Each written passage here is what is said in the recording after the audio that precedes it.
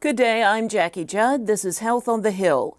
It's been a contest of political wills this week between Republican governors and President Obama over the health reform law.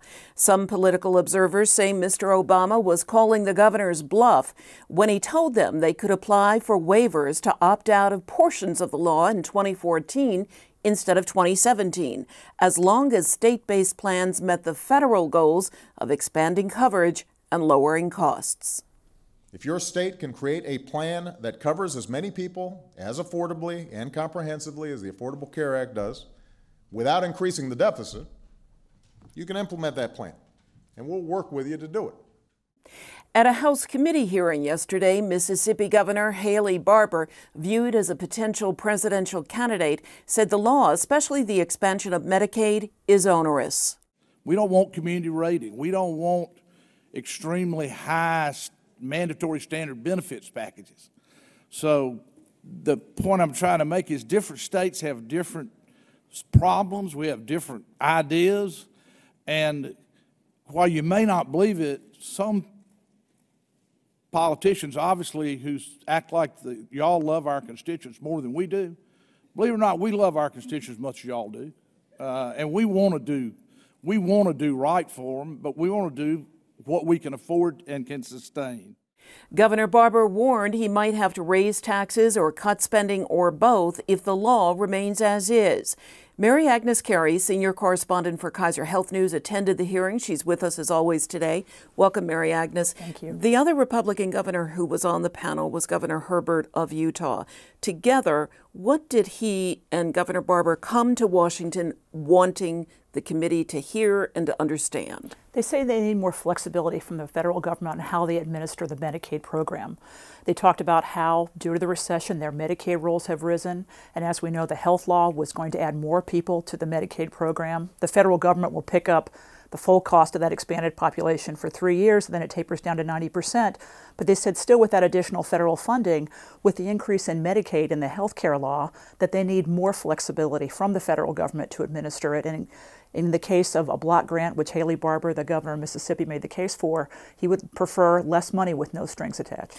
Traditionally, Democrats have not wanted to institute block grants for these kinds of programs. Did you hear that argument from committee members yesterday? I did. Democrats Frank Pallone of New Jersey and Henry Waxman of California, and also Gene Green of Texas talked about, now wait a minute, we need federal involvement to make sure that the program serves the people that it's intended to serve. Their fear is a block grant could mean that some of the most vulnerable members of society would be cut from the program, or that benefits would be reduced, or both, and they feel it's critical for that federal partnership to stay with Medicaid. The Democrat on the panel was the governor of Massachusetts, Deval Patrick, a state where health reform was implemented several years ago. What was the message that he brought to the committee? He made a very passionate defense of the health law. He said there are now more employers offering coverage rather than fewer before their health law began. Of course, the criticism of the federal health law is that employers will drop coverage.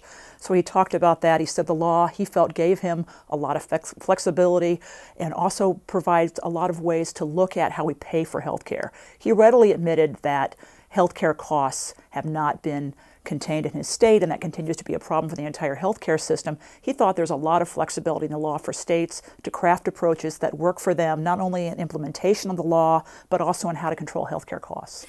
Did you feel at the end of it whether the ball had moved, or was this simply an opportunity for opinions to be heard?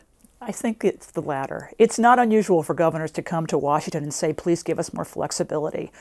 I think the Republican governors are now looking at the increase in the Medicaid eligibility. As we know, additional federal aid and the stimulus from the federal stimulus law for Medicaid is going to stop in June. They're worried about that. They're worried about the expansion in the health law. They're using this as an opportunity to add new juice to an old argument, but I can't tell you that it's going to stick. Okay. Let's move on to another piece of the health care reform law. There is bipartisan agreement, there has been for a while, that the so-called 1099 provision, which requires businesses to report to the IRS for any vendor transaction over $600, there's bipartisan agreement, it should be repealed. But there are some last-minute problems with how it will be funded to make it deficit neutral. Bring us up to date. Exactly. The House may take action today. If not today, then tomorrow on a bill to repeal the 1099. The Senate has already passed one, but the fight is over how do you pay for it. The House approach would look at folks who get these subsidies starting in 2014. Again, we'll have the insurance exchanges, and people who meet certain income requirements will get some help from the federal government to buy that coverage. If your income increased, where you were no longer in the income category to get help, the House approach would have you repay much more of that than current law, much more of the subsidy that you received. In the Senate, they've left the designation of funding to the Office of Management and Budget to look at appropriated but unspent funding. So it's going to be a discussion about how do you fund the repeal of the 1099. You've got very different approaches in the House and the Senate. They'll have to resolve it at a conference committee and see what they can get through both chambers and what will satisfy the president. And so not as easy as we once thought. It never is as easy as we think, ever. And briefly, one final question. Continuing resolution will keep the government in business for at least the next 2 weeks, March 18th. For now, does that mean that anything in the spending proposal for fiscal 2012 related to the health care law is off the table? They've put that aside for now. The thought was, with the Senate and the House both out last week, that the Senate needed more time. The Senate and the House needed more time to negotiate on the continuing resolution, so they've put those combative pieces, again, amendments that say no funding for anyone at Health and Human Services or the Department of Labor or the IRS to implement the health law. Those are put aside for now, but they will definitely come back to the table. Okay. Mary Agnes, thank you so much as always. Same time next week. You got it.